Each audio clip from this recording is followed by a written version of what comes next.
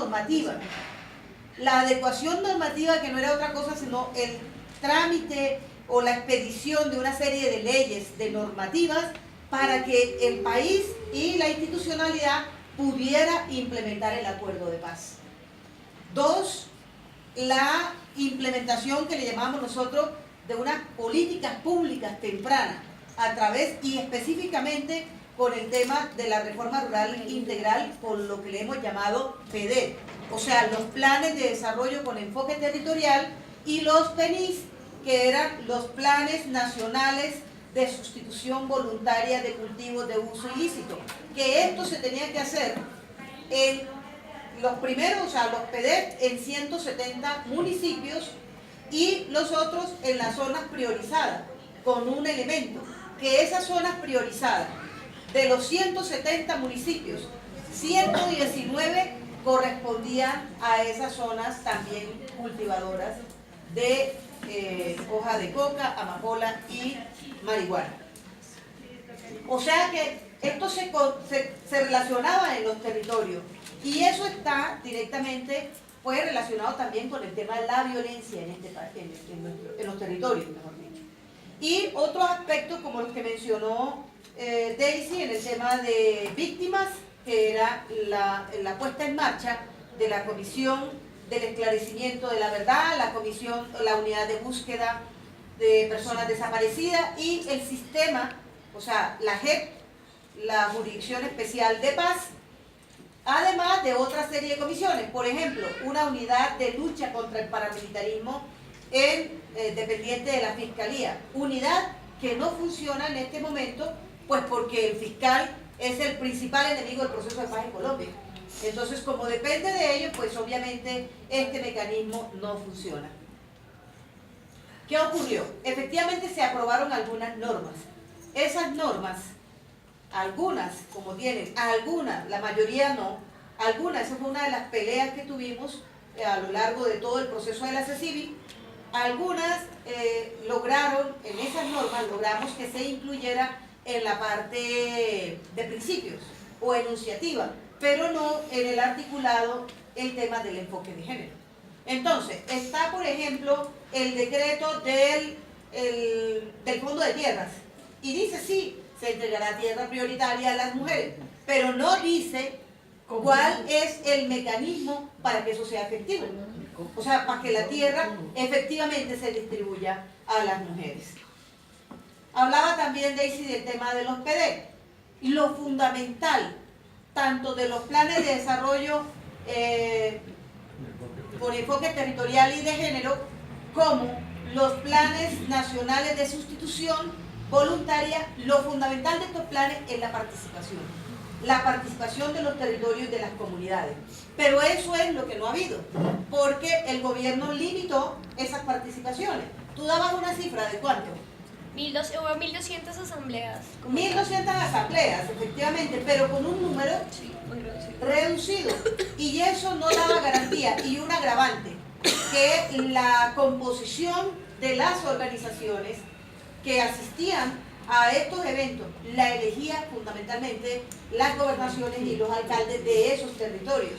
Entonces el alcalde determina, si no es un alcalde favorable a la paz o favorable a los procesos sociales de las comunidades, ellos determinaban quiénes iban, y definitivamente la participación de las mujeres allí fue mínima. Muchas veces las mujeres ni siquiera se enteraban de que había ese tipo de convocatoria, porque no se les convocaba ni nadie les avisaba. Eso es parte de lo que tenemos que señalar y discutir en esta etapa. Hay que denunciarlo, y esa labor la puede jugar definitivamente la FEDIN a nivel internacional en todos los escenarios donde se pueda mover. Sin embargo, las mujeres se la ingeniaron para que algunas cositas quedaran allí incluidas. ¿Cuál es el tema? Que en este momento nosotras, bueno, de los 16 PEDER, o sea, de los planes de desarrollo con enfoque territorial, hay 5 que han terminado el proceso. Pero esos 5 que terminaron el proceso, la respuesta que le dio el actual gobierno ahorita es que no hay un recurso, o sea, no se implementa porque no hay plata.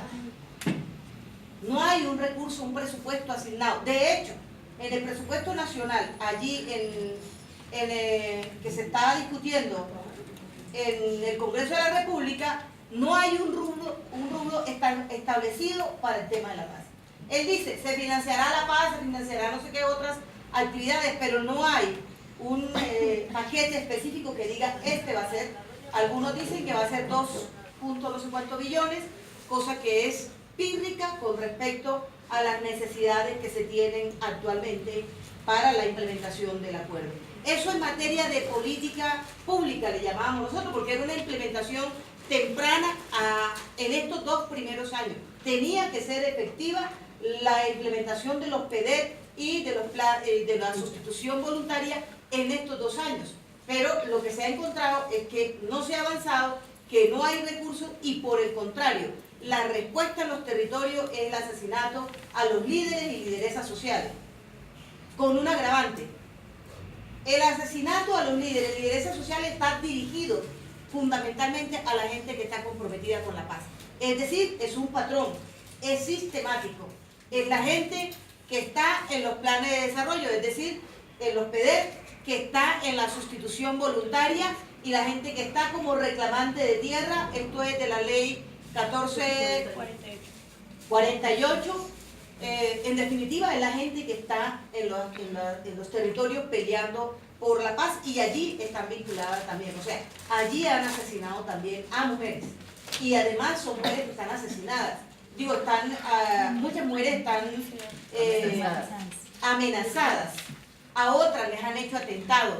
Yo ayer estuve en un encuentro aquí por Sasaima, que era un encuentro nacional que había organizado una ONG alemana y como unas 30 mujeres, de las 30, alrededor de 7 habían sido, tenían 1 y 2 atentados, sin mencionar las amenazas pues del resto de grupos de mujeres. Atentados.